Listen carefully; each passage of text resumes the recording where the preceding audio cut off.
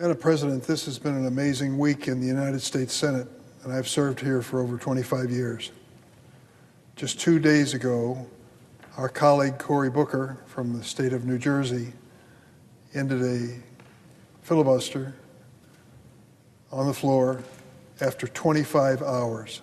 Broke the record, longest speech in the history of the Senate, and an impassioned speech it was. I was happy to be here for a major part of it. There was a big celebration on our side of the aisle, and the galleries were filled in a way I've never seen before, cheering Cory Booker for his achievement. It's a moment when all of us who serve in the Senate, lucky enough to serve in the Senate, will remember the rest of our lives. But I remember another moment that affected more people than this miraculous feat by Cory Booker. It was July 28th of 2017. It was 2:30 in the morning. I was seated at this desk, and a historic vote was about to take place. The vote was whether or not we would keep the Affordable Care Act, or Obamacare as it was known then, extending health insurance to millions of Americans, some of who never had it. At the time, President Trump was in office, and he and the majority of Republicans were determined to eliminate the Affordable Care Act, to eliminate the insurance that millions of American families depended on to protect their kids and themselves. It was as close as possible vote. In the end, at least 3 Republican senators voted to save the Affordable Care Act. But the one key vote, and the one I remember, was John McCain. John McCain, an extraordinary man, served this country in ways that we can hardly ask anyone else to serve. Prisoner of war for over 5 years during Vietnam. Came battling back and elected to U.S. Senate from Arizona. And he was a real maverick. You never knew where John was going to end up, but you always wanted to end up with him if you could, because it was always a spirited contest and he usually won it. And this vote was dragged out for a long period of time at 2:30 in the morning, for goodness sakes. And somebody said, John McCain is the last person to vote. But he's been called out off the Senate floor to go into a room behind and take a telephone call from Donald Trump. Donald Trump, president in his first term, was asking John McCain to cast the deciding vote to eliminate the Affordable Care Act, health insurance coverage for millions of Americans. Madam President, I sat here and I watched as John McCain came in from that phone call, and no one knew what he was going to do. Really, no one knew. John was the kind of person you could never quite be sure. And he walked in the well near the table where the Republicans gathered for votes, and he stood there, and he barely raised his left arm because it was broken while he was a prisoner of war, just enough to get his thumb up and go, no. No. That was it. John McCain, with that no vote, saved the Affordable Care Act. And millions of Americans' health insurance was protected. This was during Trump's first administration. And he had other priorities, and they certainly didn't include Obamacare. He wanted to eliminate it. But John McCain's courage came through that night. He broke with his party because he knew what was at stake. He knew that for millions of Americans there was no alternative when it came to health insurance. It was the Affordable Care Act or nothing. And he had the guts to vote no. Oh, he was pilloried and criticized by the Republican faithful from one end of the country to the other. But those of us who believe he did the right thing will never forget that moment of courage. In a strange way, today, Thursday, April 3rd, 2025, we are returning to that moment in history. The Republicans under President Trump in his second term want to perpetuate his tax cut that he gave primarily to the wealthiest people in America and add to it at the expense of health care for America. When we talk about health care in America, one of the programs that is so critical is called Medicaid. In days gone by, Medicaid was a rarely used health insurance plan for the poorest and disabled people in America. But it's changed. it's become much different. And let me tell you why that's an interesting context for where we stand now. Many Americans from coast to coast follow the stock market today, the reaction of the stock market to the Trump tariff tax and the chaos that's been created since he announced we were going into a trade war with virtually every nation on earth. They watched carefully as the stock market reacted to it today. The Dow Jones average, which is supposed to be an indicator of the state of the economy, lost 4% of its value today. I don't know what that means for most people, but I know that most people watch it because it involves their own health, their own retirement plans, IRAs and 401ks and other plans that they have based on the value of stock. There has to be a sinking feeling, I'm sure there is in many households and families across America, to see so much of value that they've saved up for a lifetime disappear in one day, reacting to the Trump tariff tax and what it meant across the country. And here we come this evening, the same day as this Dow Jones plunge of 4%, to discuss what? Health care again under President Trump. And this time it's connected to retirement and savings and the future of a lot of families. Let me tell you a story about one. I'm going to try to mask the details because I don't want anyone to reflect on the actual person. But he's a friend of mine and he's a professional in Illinois. Wonderful guy, community leader, and he had a beautiful family. Still does for that matter. But his wife developed Alzheimer's. This lovely woman reached the point where she had to be put into a care facility to take care of her day to day. Breaks my heart to even think about it, but it was a fact. He didn't see it coming. There's no way he could have. But for years now, she has survived physically, while mentally she has deteriorated to the point where she cannot communicate with him or others. It's an expensive undertaking, that type of care facility. He can afford it, but many people can't. So what do? What happens when your mother or grandmother, when someone you dearly love in your family reaches a point where they need this kind of care? Well, you do what you can, the best you can with your own savings and your own resources. But ultimately, the major source of funding for people who are in these facilities is Medicaid. If you cut Medicaid reimbursement, it limits the opportunity for these people to get good professional care. People you love, people who've broken your hearts because of their illness, but you want to give them the very best in the parting years of their lives. So when you cut Medicaid, which is going to be proposed by this Republican budget resolution, it's at the expense of families' peace of mind and resources they've saved for their own future, their own retirement. That isn't the only one. In the state of Illinois, half of the children who are born in the state are paid for by the Medicaid system. What happens if you cut back on Medicaid reimbursement in those cases? It means less prenatal care. The likelihood, I'm sorry to say, that kids, some will be born with problems that could have been avoided. And more seriously, whether or not these children may even survive birth.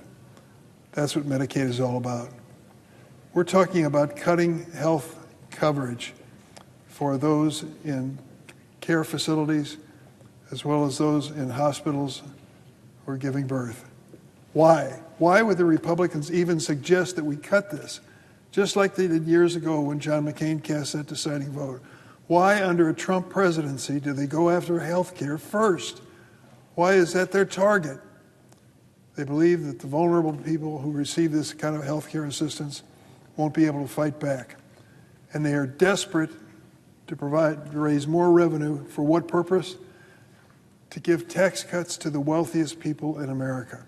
For goodness sakes. Elon Musk does not need a tax cut. He's a multi-billionaire, the wealthiest man in the world.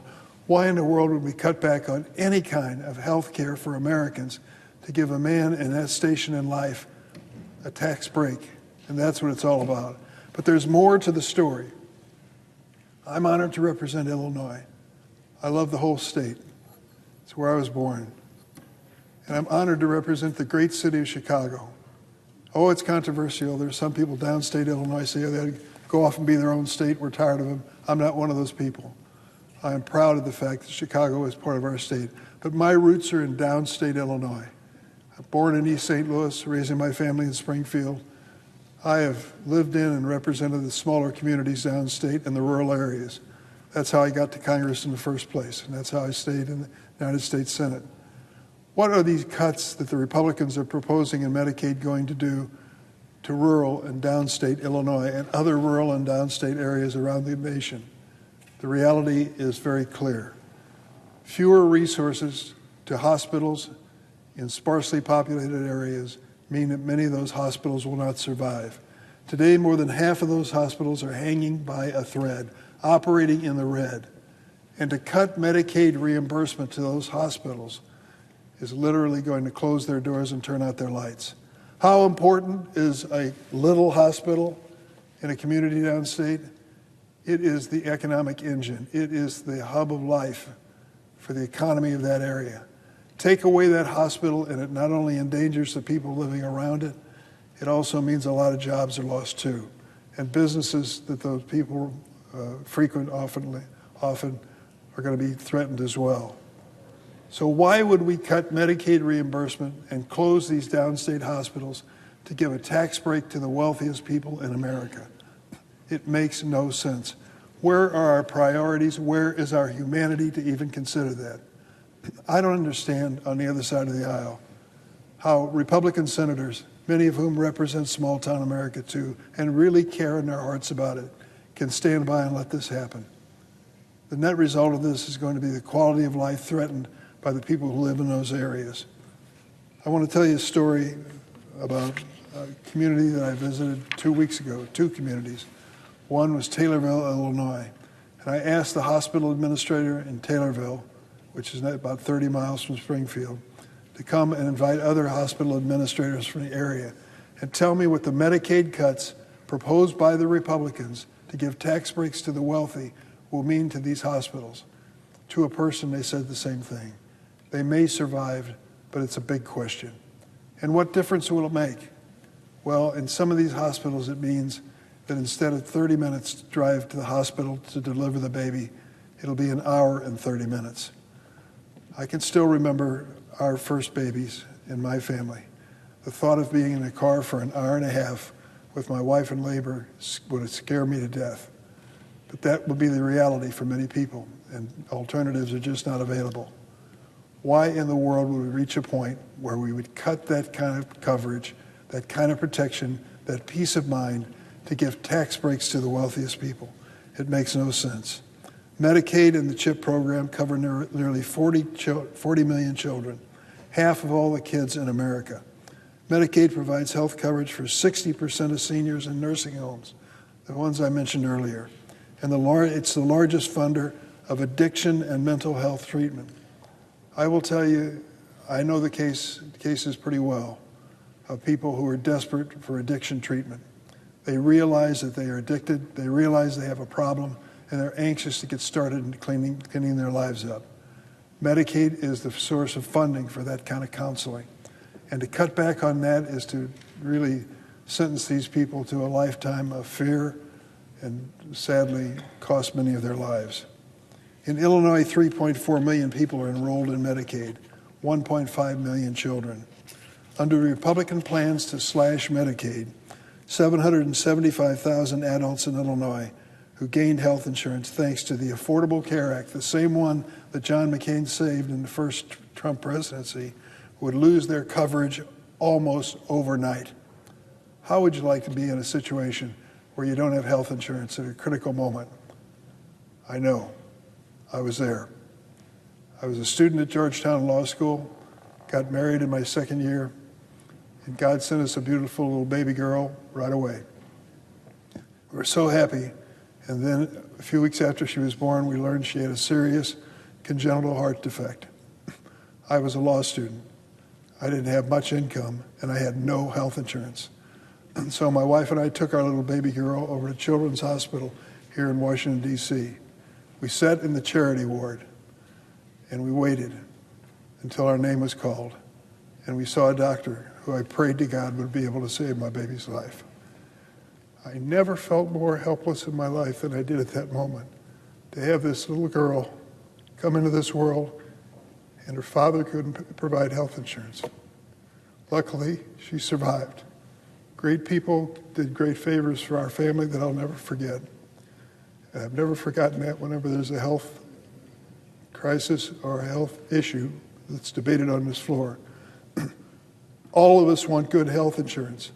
And to cut the programs for no reason other than to give tax breaks to the wealthiest people makes no sense whatsoever. It is not sensible, it's not thoughtful, it is not humane. That is what this debate is all about. Are we going to protect health insurance for Americans so that they have some peace of mind, that they have access to good care? Or are we going to cut them off, tell them they're on their own, whether it's mental health counseling, addiction counseling, the birth of a child, or basic health care? That's what's at stake here. That is what is at stake. And so I would plead with my colleagues, and I know that it's unlikely. I've seen the votes. I know the discipline, party discipline. I've seen it on my side of the aisle. I'm sure it's on the other side of the aisle. But I'm praying to God there's going to be one or two John McCains who are going to step forward and lift their hand enough to vote and save health insurance for Americans across the board. I know that some people will be unhappy. In fact, some may threaten to defeat you politically because of it. But I'm sure that after John voted no and saved the Affordable Care Act, despite President Trump's telephone call in his first term, John had the satisfaction of knowing that for millions of Americans, he was the man and his vote was the vote that made the difference. It might have denied some tax breaks for some wealthy people, but for others it gave them peace of mind. John was just enough of a maverick to be willing and able to do it. He will be fondly remembered in history as a result. So, Madam President, I'm going to close by saying that this is an issue that's near and dear to my heart, and I think to a lot of other people too. They've gone through experiences much like my own, and I know they realize that we have few moments of opportunity and service in the Senate to really make a difference in the lives of American families, to give hope to people who have given up because of a mother who's in a nursing home or because of a child with an illness. I've received letters. Sophia, a single mom from Palatine, Illinois. 17 years of her age, she gave birth to a baby boy. Her son was born with many medical complications. He had to undergo 2 surgeries in his first day of life. Can you imagine? By the age 4, he had undergone 8 separate surgical procedures to address ongoing medical challenges. How did Sophia of Palatine afford the life-saving care for her son? He was covered by Medicaid. She wrote to my office, she said, "I don't want Medicaid. My son needs Medicaid. I could not be able to afford the thousands of dollars of medical care to keep him alive without it." Amber from Springfield told my office in no uncertain terms, "You cut Medicaid and you endanger my sick child's life." That's what it is. It's a life and death issue. It's not for how many dollars you're going to have left over when you file your taxes. It's a life and death issue that we're debating. I want to thank those who have spoken this evening already, Senator Schumer, Senator Merkley, for their leadership on this issue. And I just plead with my colleagues on the other side of the aisle, please, there's got to be someone over there who will step up and have a McCain moment that will save health care for millions of Americans. I'm praying that it happens. I yield the floor.